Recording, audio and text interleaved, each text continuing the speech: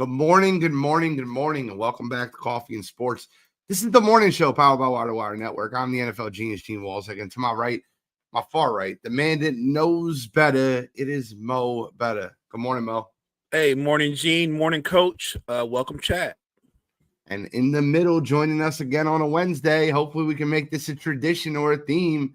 Mr. Coach Dante back talking some NFL, some NBA, some MLB. We'll get rolling today.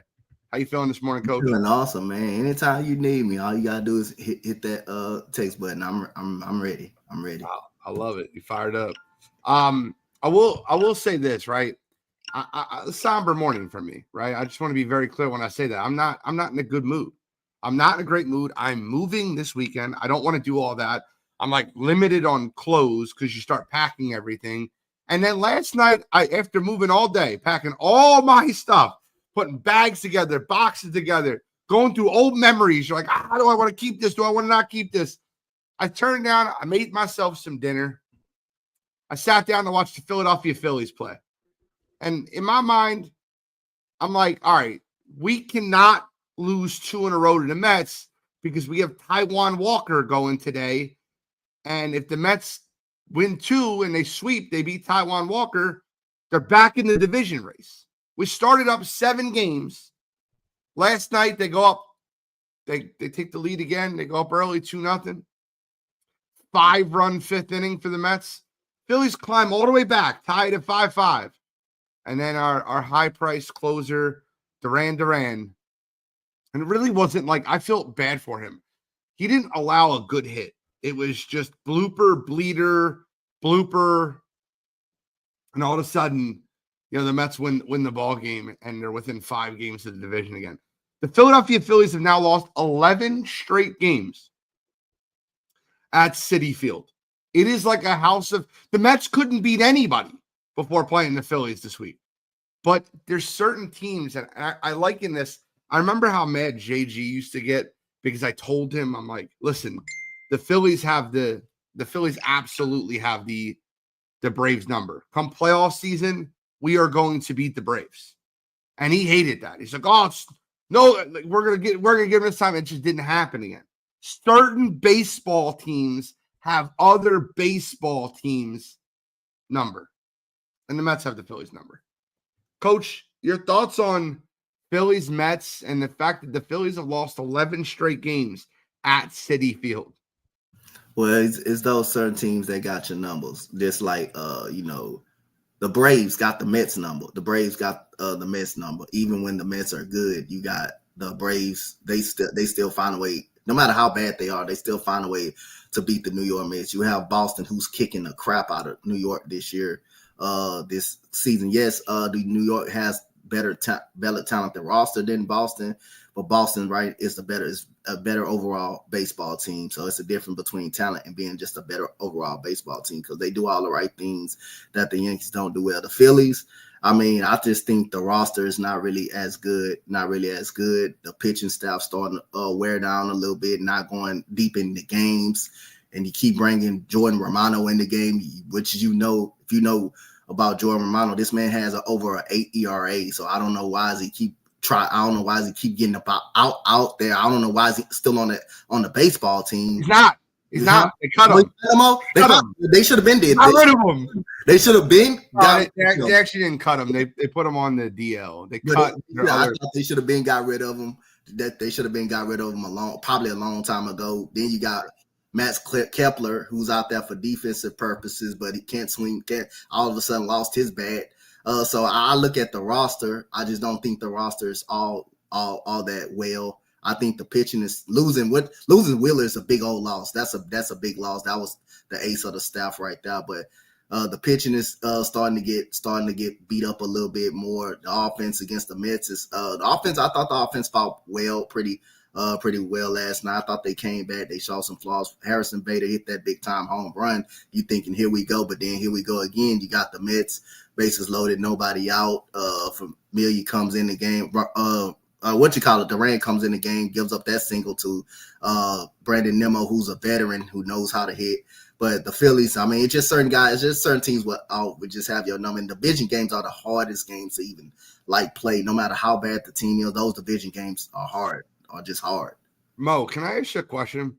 In any level of sports, is there just a team or a guy that just has another guy's number?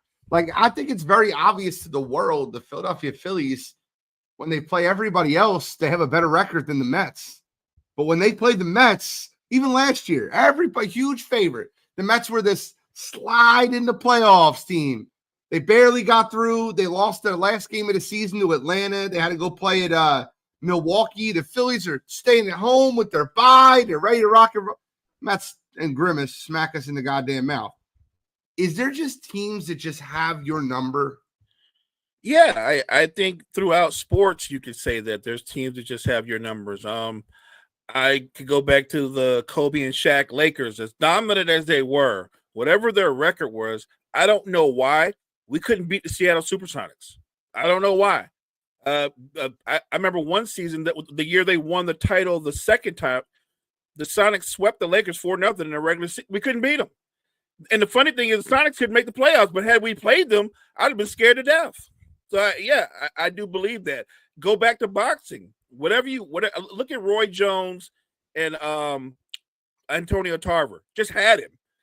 Just completely had Roy Jones figured out and had no problem handling him. There's just guys that have your number sometimes. Teams, same way. My favorite line from the Roy Jones Antonio Tarver fight was "No excuses this time, Roy." Yep. He proceeded to knock him out in the second round. Hey, no excuses this time, Roy. Ever since that knockout, Roy Jones never recovered after that knockout. He never been the same. He did not. After that, everybody was knocking him out. I needed to talk about my Phillies. It was also headline news on ESPN, so I figured this would be an opportunity for me to vent. I love the headline. Mets punch back again. Stun Phils. They didn't stun us. I expect to lose to the goddamn Mets. I can't stand playing the goddamn Mets. They didn't stun us. They beat our ass again. All right, I'm done. Let's talk about positive news. Positive news in the world. There's love in the air. Travis Kelce, Taylor Swift are engaged. It was announced on the what's the podcast? The Kelce's podcast.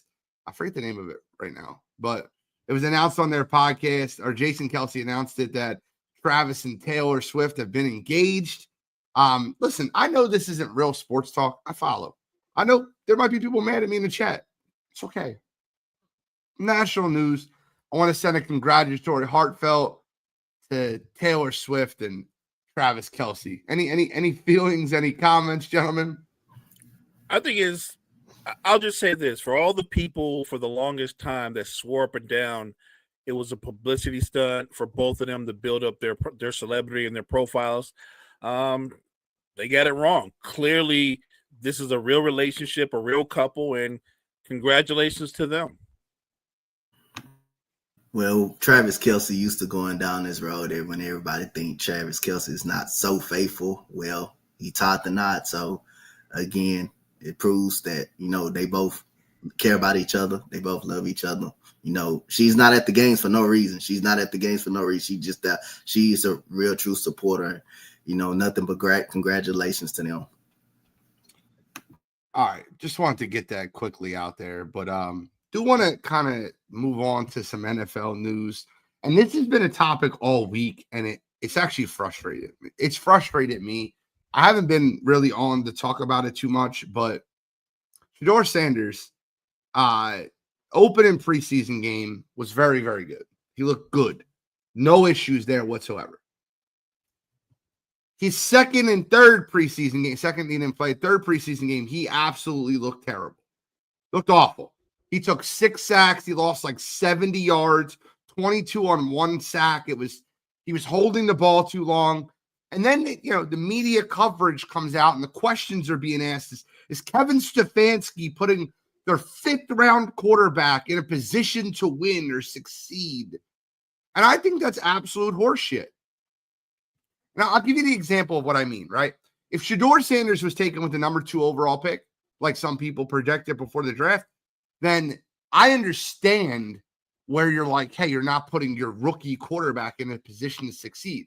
The Browns did not have to draft Shedeur Sanders. Shedeur Sanders flew down boards, and whatever your opinion of why he fell down boards, it could have been he interviewed bad. It could have been they don't like his attitude. It could have been they don't think he's that talented. But one thing I learned in the NFL is if you're a really elite player, if you're a great player, the NFL will find space for you. Shedeur Sanders gets the opportunity to go in there versus backups and does not look great. Is Kevin Stefanski putting Shedeur Sanders in a bad opportunity, or is this normally how 5th-round quarterbacks get treated? Mo, I'll start with you. So I would say it's a little bit of both. That it is normally how 5th-round quarterbacks get treated, but we have to agree that he's not any 5th-round quarterback because of his celebrity or what comes with him. I don't think Stefanski's sabotaging him or setting him up for failure. Everything that you saw from Shedeur in his first preseason game and in his last preseason game, that's part of the Shedeur Sanders experience. He's always held on to the football too long. And it's not unusual to see him take a 15, 25, 30-yard loss. He does that. He's done it repeatedly in college. He holds on to the football too long, trying to make a hero play when the simple play would be just to throw the football away. That comes with the package. So I don't think he's being set up for failure. And if Stefanski had it out for him, they wouldn't have traded Kenny Pickett. So Shedeur's still on the roster. I was making a case last week that it wouldn't shock me if he had gotten cut. So I disagree with all the conspiracy theory talks. He hasn't played well in every outing. He is a 5th-round pick. And in the history of football, at least as long as I've been watching football, no 5th-round pick has gotten this much attention. I'm with you. Coach, your thoughts on Shedeur Sanders? Well, Shedeur Sanders, I think the Cleveland Browns are taking the right direction.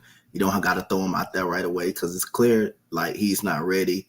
But at the same time, I mean, when you're playing with the 3, like Contrell said, he did way better with the 2s.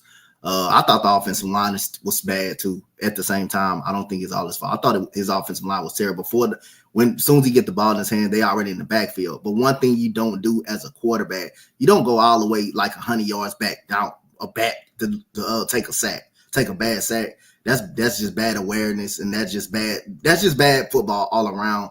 Then when you have it was a couple of check downs he could have took. Like you have a receiver running right over the middle on a crossing route, you got to make those throws. You got to make that play. And a couple of times in that game, he did not make the play. But you can't take 30. You can't take 70 yards worth of losses in the backfield. You cannot do that as a quarterback. But I also think his offensive line did not help him because he's playing with the 3rd string. But other than that, Shedeur Sanders got a lot to learn. I think the Browns are absolutely taking the right direction, and I don't think they sabotaged him. I just think, and it's also, the 5th-round treatment. I don't think he's ready to play. I just really don't think he's ready to go out there. You don't do something like that, run all the way backwards and just take sacks like that repeatedly. You're making the same mistakes, and like you just out there proving that you're not ready. Even if you went the ones, you don't make those type of mistakes. 100%. I agree with you. 100. Everything you just said. Mike, let's see what Cottrell's in the chat. Got to see what he has. Do I think he's earned the right to actually compete for a backup spot? Yes, but regardless, in a perfect world, him and Gabriel don't play at all this season. It's about development this year. I agree with that. I wish that more young quarterbacks would have time to develop in situations. I think that you would avoid a lot of these tough situations that have happened. And you get that in situations where you have coaching stability. Not in situations like Chicago, not in situations like Carolina. Hopefully Cleveland learns from their mistakes and allows these quarterbacks to develop under the same coaching staff. So I agree with you. I like the way you put that out there. And when we think about it that way, I think the same rules should apply to Sunshine in Jacksonville, right? He's had change after change after change. And while I've not been his biggest advocate, I will not deny what he could be, but I know we're getting a little bit off track, but I do think this is a big make or break season for him. 100% a make or break season. Liam Collins is coach now, and he's an offensive guy that did wonders with Baker Mayfield last year. Let's see what ends up happening. Sunshine looked good in the preseason, but we'll see what ends up happening in the regular season. I still don't think that Jaguars roster is on the same level as the Texans roster in that division, but they should be able to compete in that division. And I think that their roster as a whole is better than Tennessee's and Indianapolis's. So if they don't win 9 games, if he doesn't look much better, if he doesn't throw for 3,500 plus yards and limit his turnovers, then yeah, there's going to be a lot of people who are calling for his head.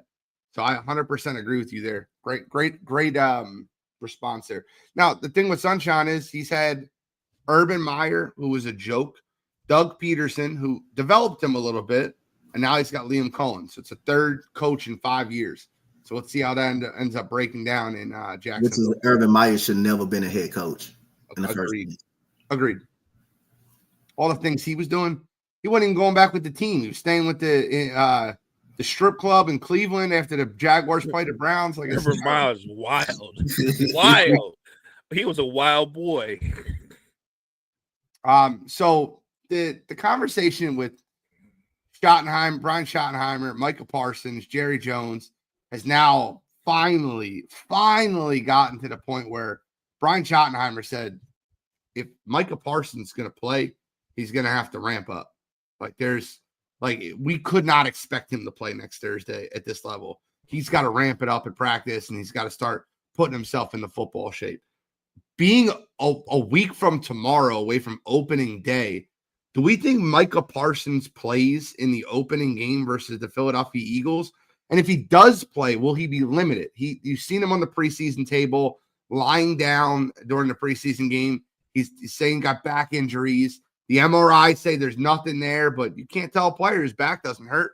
Like, back injuries aren't always but the situation in Dallas is starting to get wild. Your thoughts on Micah Parsons, Brian Schottenheimer's comments, and Jerry Jones consistently staying in the media?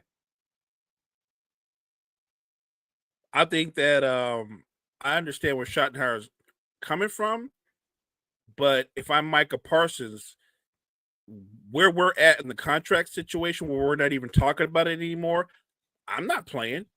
If my contract situation isn't resolved, until that's resolved, I'm gonna have a tight back, and there isn't really a diagnosis for tight back, so you can't prove him right or wrong.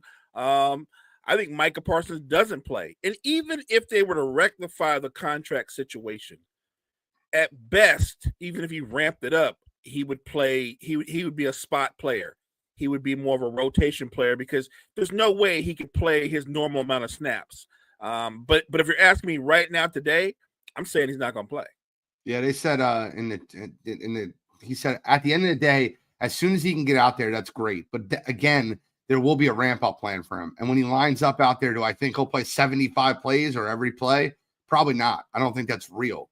But I don't think that he can be very disruptive like we all know. Right. I do think he can be very disruptive like we all know. Coach, your thoughts on Micah Parsons? If I don't get paid, I'm not playing. Just simple as that. I mean, you've been coming in the league. You've been the most dominant force on that defense, even though the defense still is not good. They still couldn't stop the run. They still couldn't stop the run game. That's been an issue from them. But again, one thing Michael Parsons can do. He knows how to get to the quarterback. He knows how to wreck a game. So simple as that. If I don't get paid, I'm not playing. I'm not playing. Just that simple. Listen, Micah Parsons is, no matter how you view him as the second, third, or fourth best edge rusher in football, he's definitely top 5. And facts. You look at all the situations that happen around the NFL. Week to go in the NFL season, the urgency builds. The Washington Commanders went out there and gave Terry McLaurin a lot of money. Trey Hendrickson got a huge raise to play football this year and become a free agent next year. The Dallas Cowboys have not moved an inch on Micah Parsons. A lot of talk around Green Bay wanting to trade for Micah Parsons and offering a package. and Jerry Jones doesn't want to deal with Green Bay or anybody in the NFC East. He's made that very clear. He won't trade with certain teams. This guy is terrible at general managing, and I hope long live the Jones family. I think the smart thing and the best move they could make is to trade him to the Niners. I think it benefits them. Certainly benefits the Niners. I wouldn't have a problem with it. If they want, they can have Bosa back in return. I'm good with that. Now me, I something telling me I'm kind of believe they will end up paying him, but I don't think it's if Michael Parsons, if I'm looking at that, hey, I'm not playing week 1. Dallas need Michael Parsons on week 1. They're gonna need him, but I don't think I still think they lose to the Eagles. I still think they definitely lose to the Eagles, may even get blown out. But you're gonna need, don't think you're not gonna need Michael Parsons on there. So if I'm Michael Parsons, I keep putting the pressure on Dallas. I keep putting the pressure on Dallas. If they not gonna pay you, then hey, request a trade, and go somewhere else where teams will appreciate your talent and will pay you. But something telling me I think they will get it. They will get it done at some point, but I don't think it's gonna be now. I gotta give listen, I love Damian. Jerry, please get your head out of your old raggedy ass and sign him, damn it. Because I swear to God, if he goes to the damn Packers, if you don't know, Damian is a Bears fan. He's been a Bears fan. And I think it's hilarious, the conversations around Cowboys. But yeah. I mean, they did the same thing to CeeDee Lamb. I mean, they took a while to pay him. So that's what made me feel like I think they'll pay him. But Jerry's making a mistake, and I feel like Go ahead, Mo. If Michael Parsons holds out, and this Dallas team is already a team. If you look at them on both sides of the football, I think they were going to be. I said they were going to make the playoffs last year. They didn't. I don't think they're going to make the playoffs this year, but they're going to be that much worse if he doesn't play. And it's hard to sell the logo, the star, and all that if you're 0-4. The first 4 games of the season, and everybody's running the football down your throat or doing whatever they want, running or throwing the football down your throat, and your offense is one-dimensional because you have no run game. I think their impact, the defense impacts the offense to me in a lot of ways because they have to be able to get stops. Mo, you're spot on. You can't stop the run and you can't run the football. That's not a good recipe. You know what that's a good recipe for? Taking Dak Prescott and CeeDee Lamb in your fantasy football leagues because they're going to be throwing the ball a ton. Right, they're going to be behind. Well, I'm just calling it like it is. Facts. If you cannot run the football, like the ghost of Javonte Williams, Boobie Miles, Miles Sanders, and Jaden Blue are not a backfield behind an offensive line who's struggling. And then their defensive line, everyone talks about Mozzie Smith. They took Mozzie Smith in the first round of the draft 2 years ago out of Michigan.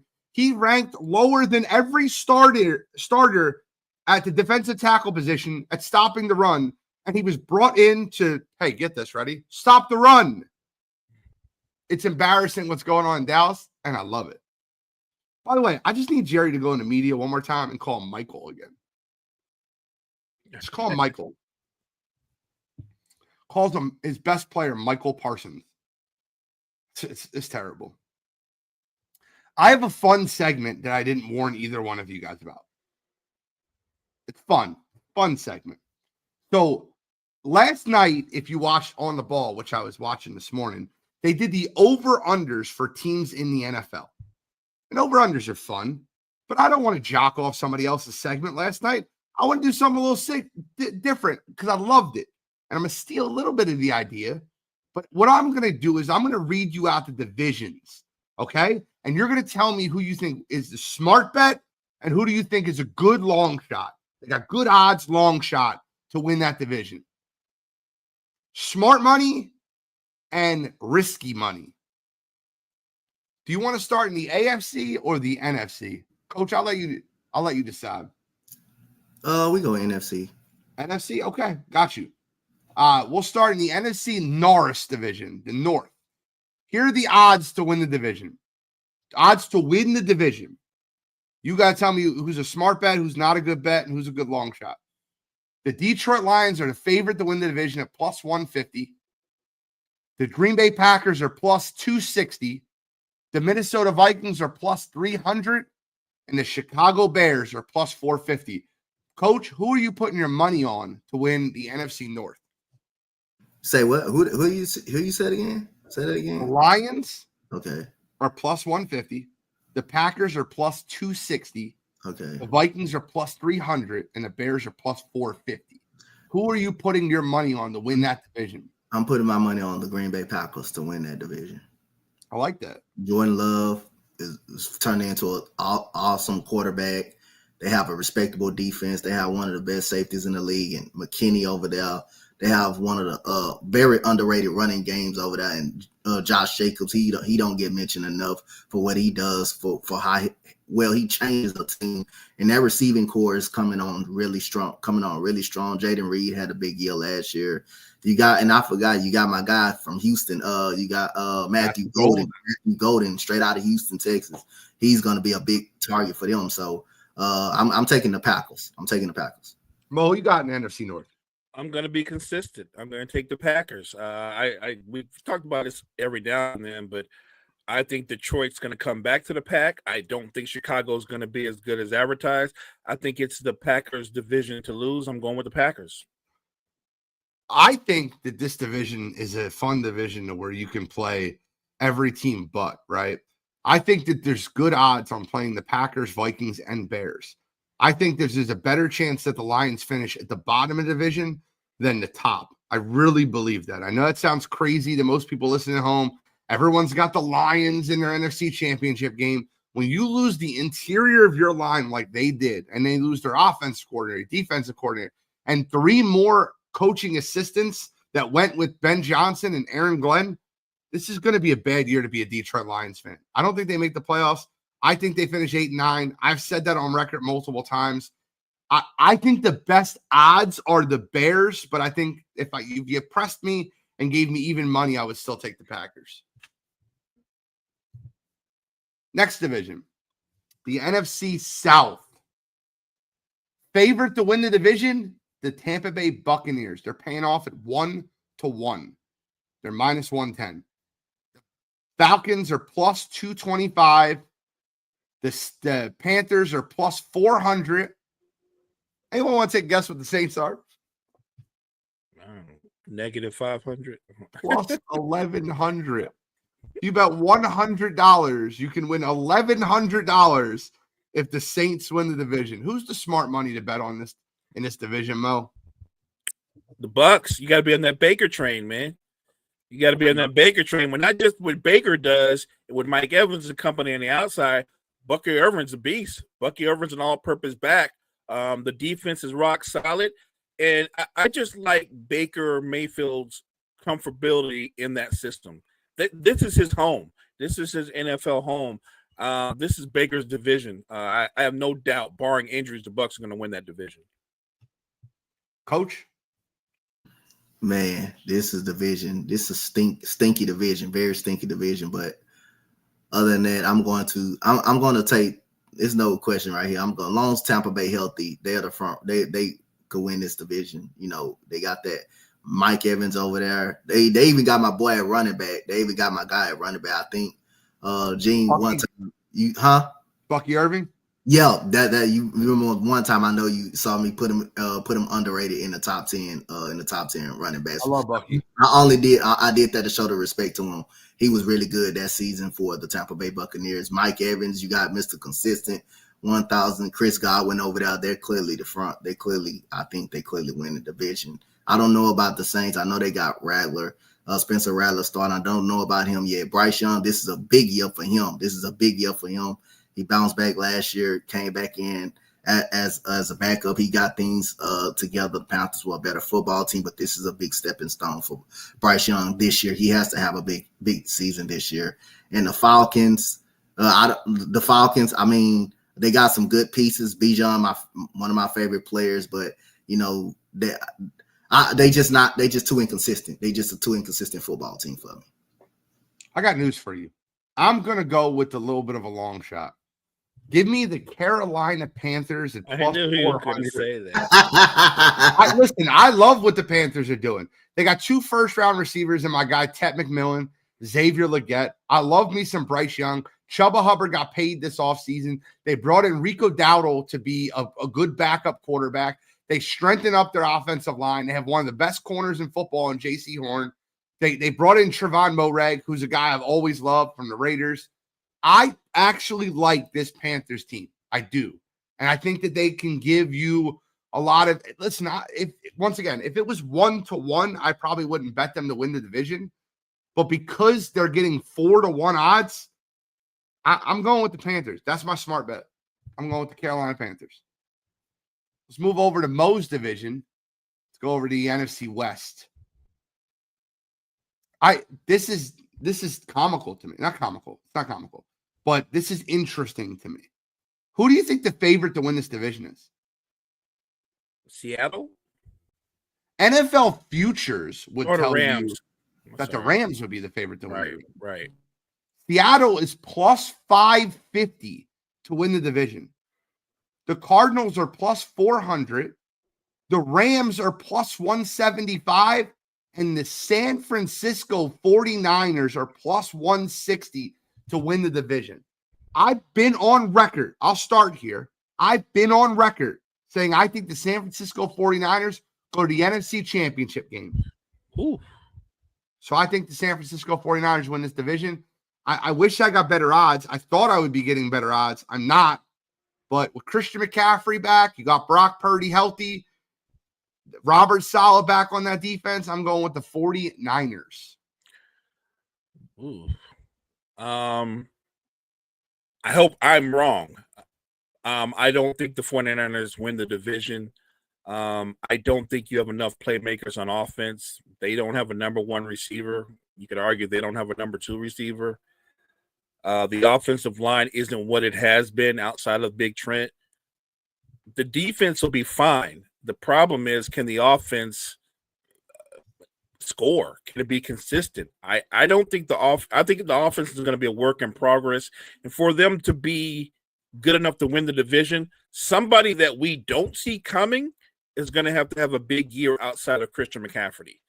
And I'm not there to predict that. And I like Brock Purdy, but this particular season will be the season that we find out if he's more than a system quarterback, if he's an overcomer. And I don't think Brock's an overcomer. I don't think they win the division. Barring injuries, the Rams are going to walk away with this division. Coach, who do you think in this division? Well, taking this division is pretty tough. I'm going to go with the Rams. I'm going to go with the Rams to win this division. Matthew Stafford still doing it at a high level. Long as Puka Nacua can stay healthy, I think they could be good, along with Devontae Adams over there, who still can get the job done. He probably not one of the best. You probably don't list him as a top tier receiver anymore, but he still can give you 1,000 yards. If Kyron Williams can stop putting the ball on the ground, he's a very underrated running back, and I think their defense is very respectable. So I'm going to take the Rams. I'm going to give you guys the name, and I was not high on him coming out of college, but I am high on him going into this season. Ricky Pearsall. He's your step-up guy for the San Francisco 49ers this year. If Brock Purdy can find Ricky Pearsall early and Jawan Jennings can get back from that calf injury, I think that the 49ers will be fine. They have the easiest schedule in the NFL. They have the easiest schedule to throw against. I think that at the end of the day, this is a good year to be a 49ers fan. They're going to surprise a lot of people by their defense is going to look a lot better at Robert Saleh, and I think Kyle Shanahan will get that offense moving. Also, just to be clear, I think Seattle at plus 550 is a gift. I think that's a gift. Throw $20 on it. You don't have to go nuts on it. If you're throwing 100 on the Niners to win the division, you throw $20 on Seattle to win the division, you got half the division, and you can win over $100 on either one. All right, NFC East. The Giants are plus 2,500. The highest odds to not win the division in the NFL. The Cowboys plus 700, 7-1. Cowboys fans are calling a division Super Bowl. They're plus 700. The Commanders plus 225, and the Philadelphia Eagles the favorite at minus 160. Means you got about $160 on the Eagles to win 100 in a division that has not repeated division champions in 25 years. Will it change this year? Coach, who you got in the NFC East? I got the Eagles. No doubt they're by far the best football team in the NFC, and I think they're the best football team in the NFC East. Number one defense, number one offensive line, number one running back, quarterback is turning into great.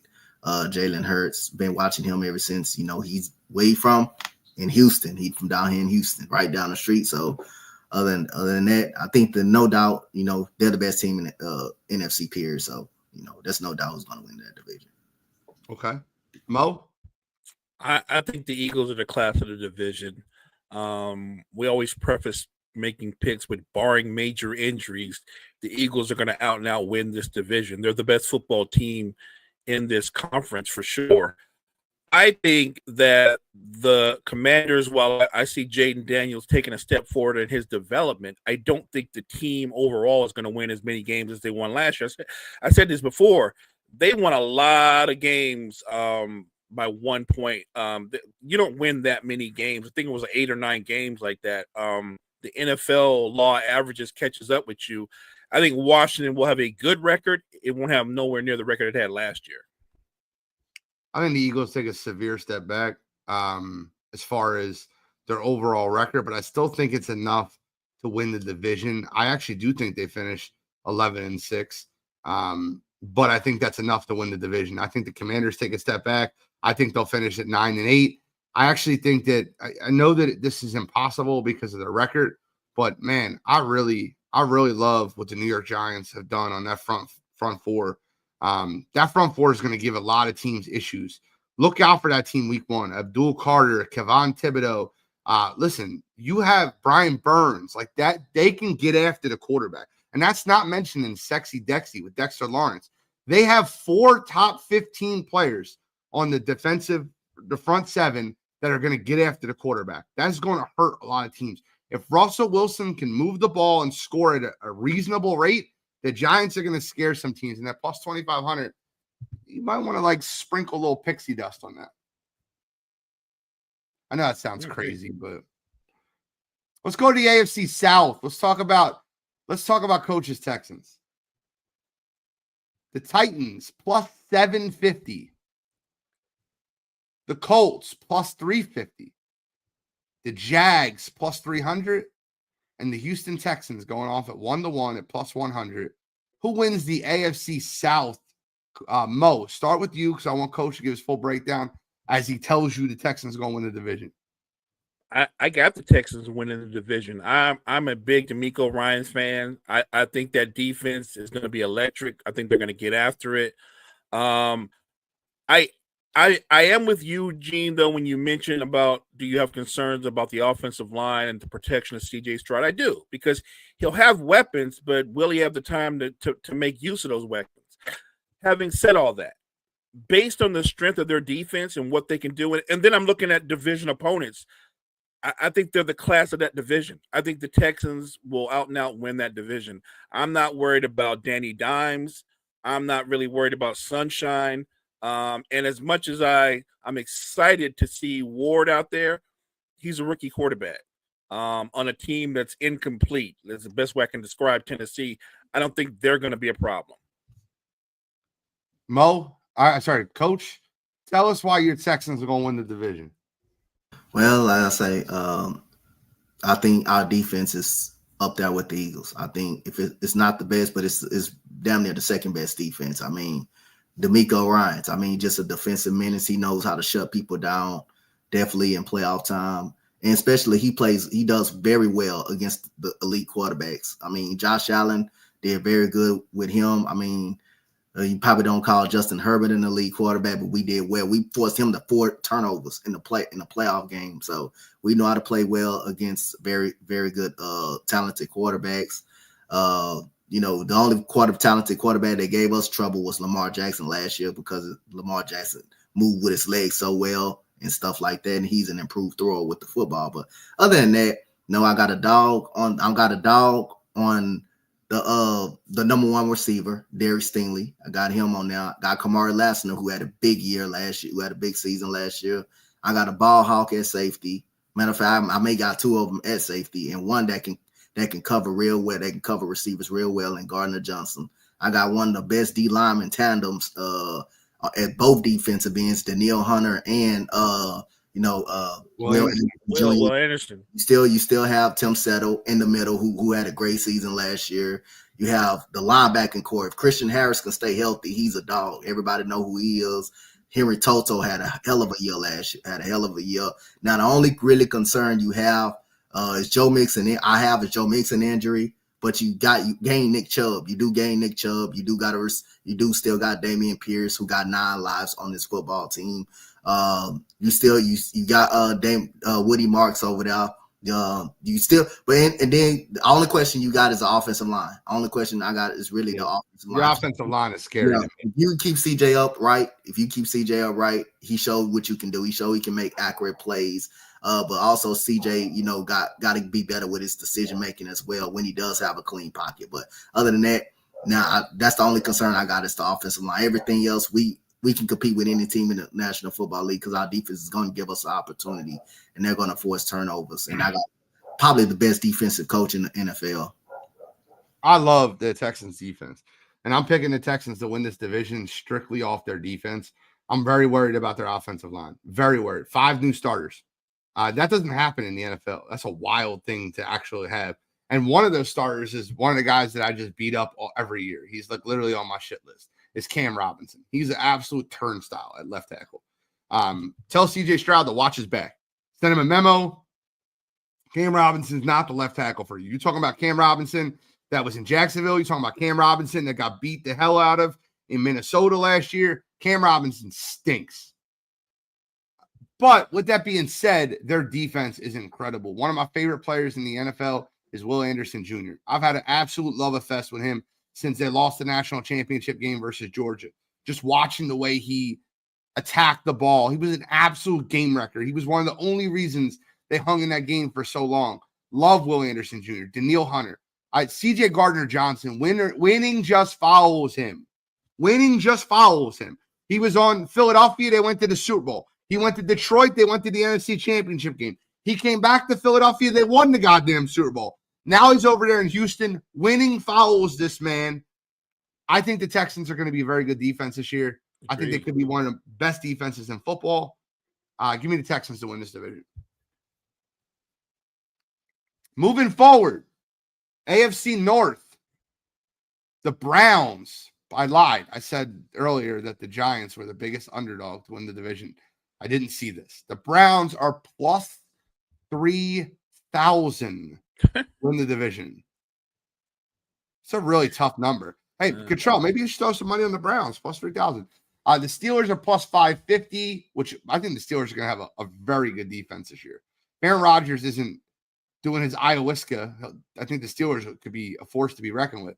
The Bengals are plus 260, and the Ravens are your favorite at minus 160. I love the Ravens in this division. I don't care what the odds are. I think they have the most talented roster in football. I think they're going to be the overall number 1 seed in the AFC. So I have the Baltimore Ravens winning this division. Coach? Okay, I'm gonna go with a wild card right here. I'm gonna take the Cincinnati Bengals to get back on track and win the division.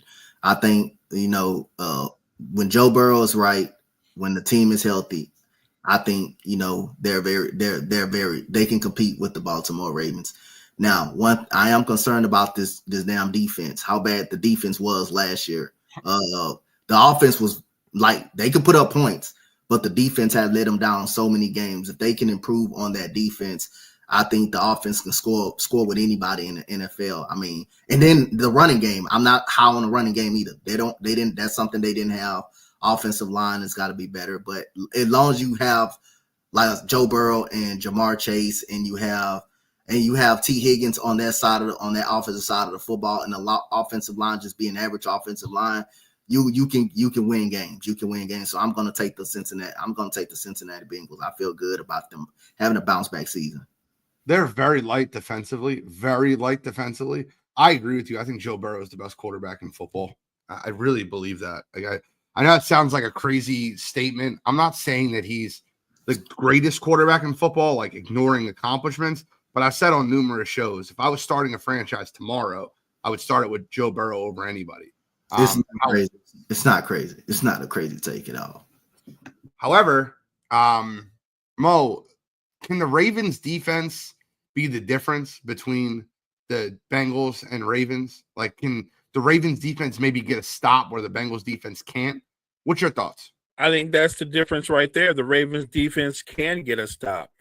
I also think the Ravens as a team are by far the most balanced team in the division. It's not even close in terms of what you can do offensively and defensively. Like, yes, Cincinnati can score points, but we're really just looking at the skill positions. We don't know if they're going to be great offensively if Joe Burrow's on his back a lot because they don't have a great offensive line. And the Ravens can play multiple styles. They can play keep away. With that Cincinnati defense, Derrick Henry can just run the ball down their throat and eat up clock and turn it into an old-fashioned slugfest. Cincinnati's not built for a slugfest. And they don't play good enough defense to be a slugfest. I would pick Cincinnati based just off of what I think Joe Burrow, Jamar Chase, T. Higgins in the passing game could do. But I just think there's too much of a hole on the other side of the football. I'm not a Ravens fan, but because if it's about winning, I'm taking the Ravens. They're just the more balanced football team. Breaking news, Adam Thielen has been traded back to the Minnesota Vikings. That's a Jordan Addison move, if I've ever seen one. Addison suspended for the first 4 weeks. Bring back Adam Thielen. That's big news. Appreciate you, Key, as always, in the chat.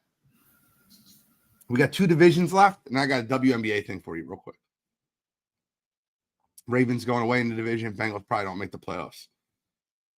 Steelers are wild cards. I think the Steelers defense is going to be very good this year.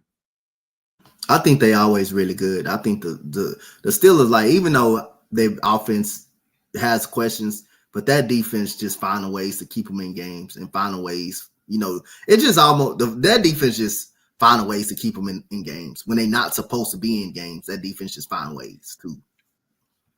Speaking of defenses, the AFC West, the Raiders are plus 1,500, the Chargers plus 325, the Broncos plus 300, and the Chiefs are minus 120. I will start with my hot take. I've predicted this before the season started. I'll predict it again now. I have a Harbaugh Bowl in the AFC Championship game. Jim versus John. I am taking the Los Angeles Superchargers to win the AFC West. Control, Alt, Delete. Another season of Jim Harbaugh's defense. Omari and Hampton being a 1-2 punch with Najee Harris. If Najee Harris can ever get his eye back on the field. Keenan Allen returning back to home to give them a safety blanket with Ladd McConkey. I love the Chargers this year, plus 300 to win the AFC West. Mo? That's going to be a dogfight of a division to Agreed. me. When you factor in what the Broncos could be, with the second-year quarterback behind what Sean Payton does, what they have defensively. I'm such a big Jim Harbaugh fan, and he's a 3 yards on a cloud of dust kind of coach. So they're going to run the football. They're going to play physical defense. And when you play the Chargers, you're going to be in a lot of those 17-14 or 13-10 games. But I think that's right up Jim Harbaugh's alley. I think the Chargers win a close division. Wow, I got somebody else on my same side with me. I like it. Yeah, Coach. I'm going to still take the Chiefs. No matter how bad you think the roster are, no matter how bad you think they dropped off, as long as they have Patrick Mahomes still there, I'm not going to go against them. I just can't go against them. Their defense have been really good with George Karlaftis. You know how good Chris Jones is.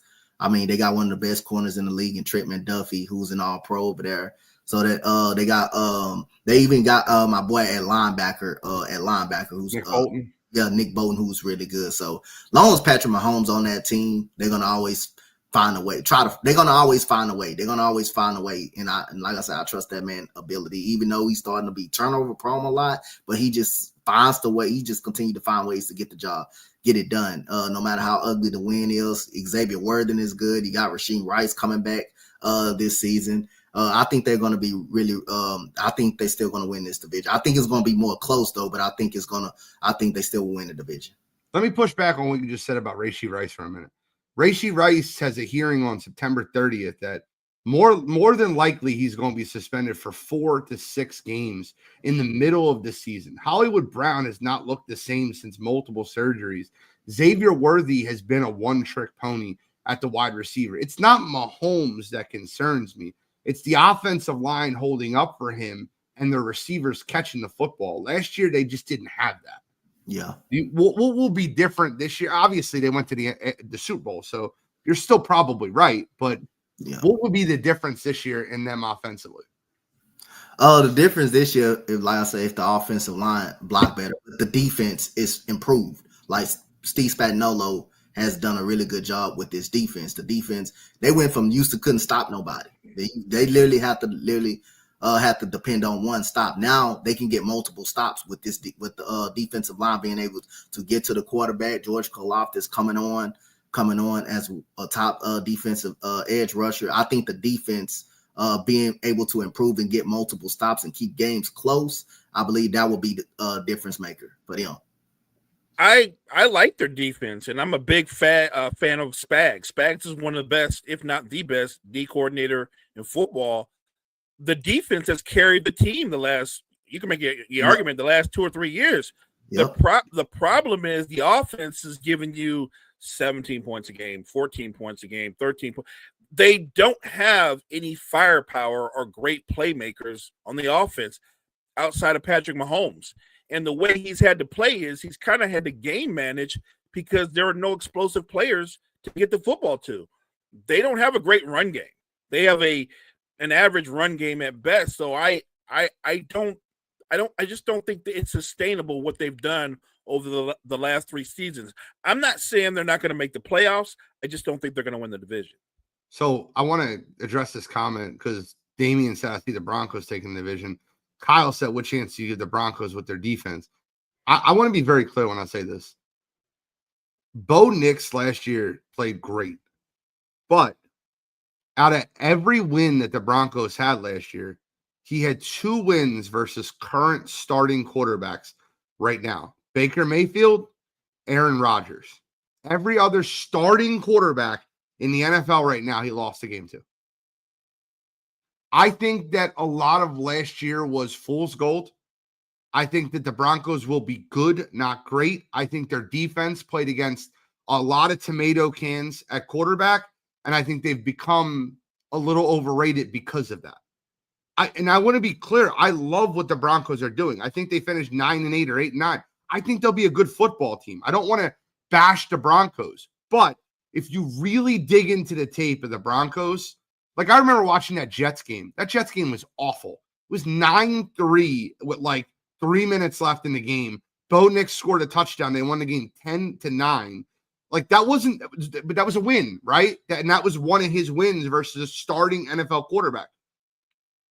Nothing against Bo Nix. I think he had a great rookie year. I think Bo's fine. But I think we're anointing their defense a little too early when they lost to every starting quarterback they played against. Your thoughts, gentlemen? Yeah, I think the Broncos are going in the right direction, but the same way Coach has a strong feeling about the Chiefs, which I don't totally disagree with that. I have more confidence in what Jim Harbaugh is preaching and his play style and his coaching style. I just think the Chargers are going to be a really well-balanced football team, a really physical and well-balanced football team. And the Chiefs are going to be there because they don't beat themselves. They're going to be there just on that. I got all the confidence in the world in Big Red and Spags. You give me Big Red, Spags, and Patrick Mahomes, we're going to be all right. You're not wrong. All right, last division. This division is wild the way it's ranked. Before I tell you what the odds are, we all know the Buffalo Bills are the favorite to win the AFC East, right? Like there's no shock there. Can you try to guess 2, 3, and 4 in order what you think the order is? What Vegas thinks the order is? I'm gonna go Jets at 2. I'm gonna guess. I'm gonna go Bills at 3 and Patriots 4. Bills are 1. No, Bills. I mean, won. Patriots. Patriots 3, Dolphins 4, or Patriots 4. I said Patriots 4. Got And it. You have Buffalo. Not Buffalo. I ain't put Buffalo in there. I said Jets 2. I'm gonna guess Jets are 2. I'm gonna guess Dolphins are 3 and Patriots are just a 4. okay. What do you think, Mo? Same. So I'm going to read you the odds of this division. The Jets are plus 1,800 to win the division at 4th. The Dolphins are plus 900 at 3rd. And the Patriots are plus 550 at 2nd, where the Bills are minus 350, the biggest favorite to win the division in the NFL. I'm not going to ask you who you think wins the division. I think that are we all thinking Buffalo wins that division? Right. We're on the same page. Okay. My question is, who finishes 2nd?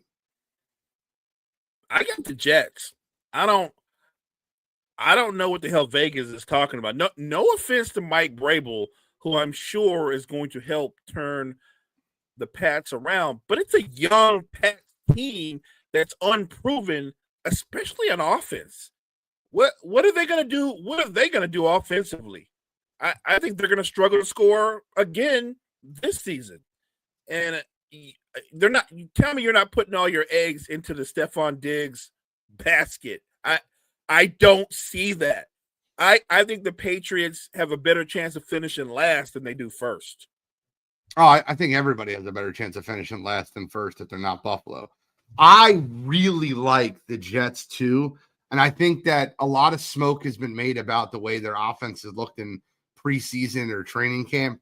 I'm not worried about that. I'm worried about what happens when rubber meets the road week 1. And I think the Jets versus the Steelers week 1 is a must-watch football game.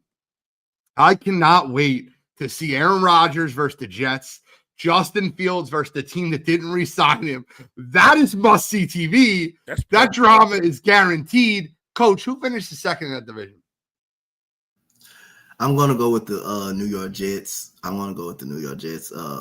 actually still like Justin Fields. I actually still think he can be a starting quarterback in the league. I think he does a very good job of just running, getting away from pressure. But also, I think, like I say, I think he played pretty well for Pittsburgh last year. Like during the time that they had a bad dispute at quarterback, I thought he handled himself pretty well. He played very good against Pittsburgh. Versus Pittsburgh in that game. He helped them win some key games in that last year. I think I'm still high on Justin Fields. I think he can make some certain throws. I think he can push the ball up the field a lot when he has this opportunity to, or when the offensive line does block. And plus he's gonna be behind a solid defense, a pretty respectable defense as well, who really fell apart after Robert Saleh just kind of got fired, who fell apart. And Sauce Gardner, starting to get a little bit exposed last year because they wasn't calling a lot of holding calls years past, but now they started calling him a lot last year. If you notice watching him, he does have an intent to hold a lot. He's not a very good tackle. He won't even come up to tackle anybody. So I still think he's a good coverage corner. I still think they got a very solid defense, and I still think Justin Fields is can be a very good quarterback in the league. And you gotta run the football more with Breece Hall. You gotta find a way to get him involved in the game early to start setting the tone early in these football games. I love what the Jets offensive line looks like. This would be the best offensive line Justin Fields has ever played behind. They have Olu Fashanu, Elijah Vera Tucker, Joe Tippmann, Armand Membu. I think they're all really good offensive linemen. I think the Jets are going to be 2nd in this division. I love a breakout season for Garrett Wilson and Breece Hall. I really believe that. It's 10 o'clock, but I do want to ask you guys a quick WNBA question just because it came up and it's part of the conversation. Alyssa Thomas breaks her own triple-double record last night. She has been absolutely insane. With Nafisa Collier's injury, she's back now. She's still the favorite. And with Asia Wilson and the Aces winning 11 straight games, putting them in the 2 seed, tied with the Phoenix Mercury for same amount of losses. Who is your WNBA MVP? Is it Alyssa Thomas? Is it Nafisa Collier? Or is it Asia Wilson? Man, this is tough because before she went down, I would have said it's Fee. But so much has happened, in particular with the Aces. I thought the Aces were dead in the water.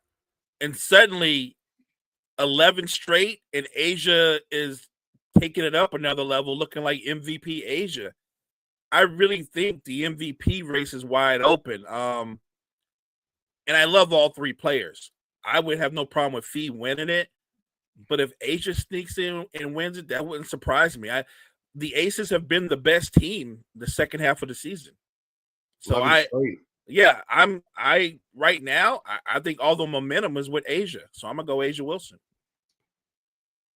I'm sorry, Coach. Who do you have for WNBA MVP? Well, you can give it to Asia goddamn every year because she's the top player literally in the WNBA. So you can give it to her every year. You can literally do that every year. She's gonna be consistent. She's gonna block shots. She's gonna get you 27 to 26 points a game. She's gonna get you at least 15 rebounds. She's gonna do it all on the court. It's almost like that first half. You got Jewel Lloyd. You was worse. You was worse when Jewel Lloyd got on the team. Now all of a sudden you back together. You're more healthy. 11 straight wins. You're playing like you the best team in the WNBA. But I'm gonna go with Alyssa Thomas. I think what she's doing is just absolutely insane. I mean, a guard that doesn't impact the game on shooting the ball, that can get to a spot anytime she wants to, that has a little floater when she gets to the paint. She's very strong in transition. But how good of a man, she is a great passer, bro. She may be the CP3 of the WNBA, man. I'm just telling you, man, she's a excellent passer. She's strong. She can post up. She just makes an impact on any. She just change that Phoenix organization around. And with her, she's really good. And she's very good on the defensive side of the ball. So I'm going to take Alyssa Thomas. But the best player in the W is no doubt it's just Asia Wilson. I mean, you can give it to her every single season. So I'm still going with Nafisa Collier. She's back. They have the best team in the WNBA. And I think that Fee she's overdue. She leads the WNBA in scoring. She's top 10 in rebounds. She's top 10 in assists. I think Nafisa Collier is going to win. She's top 5. She's one of the best defensive players. She's number 4 in blocks. She's number 2 in steals. Nafisa Collier is my pick, but man, it has become so much fun watching down the stretch. Indiana gets a huge win last night versus Seattle. Caitlin Clark's ramping up. It looks like she's going to be back with about 4 or 5 games to play to ramp up for the playoffs. It's going to be a fun WNBA playoffs.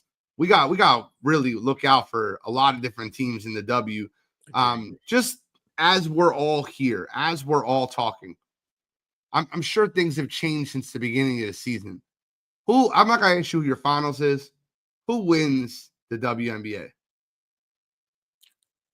I'm gonna take a stab and go with your MVP. I think the Lynx win. You got the Lynx, the best record in the W. Who do you got, Coach? Who I got is tough. I'm going to take the Aces. They're the hottest team down the stretch. I think they can win playoff games. I think Asia Wilson steps up in big time games. I'm going to take the Aces. But my finals is going to be the Lynx and Aces in the finals. It's like one of those things where like Jackie Young has finally turned it on to be like that number 2, and Jewel Lloyd is finally starting to find her scoring on the Aces team. Asia is going to do her thing.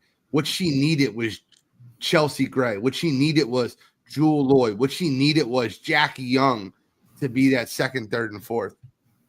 And if all of them is on at the same time, I don't see nobody beating the Aces. I'm actually gonna change my pick. I'm changing it to the Aces. I really just what they've done recently. Just talked yourself into it. I was when I brought the topic up, I was going with the Aces. My point was I was going to change my preseason pick of the Minnesota. I've had Minnesota the whole year. I picked Minnesota before the season started. I put Minnesota over Indiana, but I feel like I have to change it. I really do. I feel like the Aces can get it done. And the way that A'ja Wilson's been playing recently, it was like, let's remind everybody why I'm the best player in the world. But just wanted to get our W topic in. I didn't want to miss it. I appreciate everybody coming through this morning. Coach, any final thoughts? Hey, man, it's an honor to be back on here, man. Again, with you guys, be a part of this again. Hey, man, anytime y'all need me in the absence, all you got to do is hit me up. And Mo, the only thing you got on me is my Dallas wings stink. That's the only thing you really have on me. They stink. Fair enough. Well, tune in tonight, the Wire to Wire Sports Podcast, 7 p.m. It's just me and Cottrell for the first time ever in 254 episodes. Shally is missing a show. He's going to be he's on vacation this week, but first time ever. So tune in to me and Cottrell. Show us some love in the chat. Check us out. Mo, do me a favor, close us out. Thank you guys so much for joining us. Appreciate you, chat. Make sure you check out all the great content we have at Wire to Wire Network. Wire to Wire Network, we appreciate you. Take care, y'all.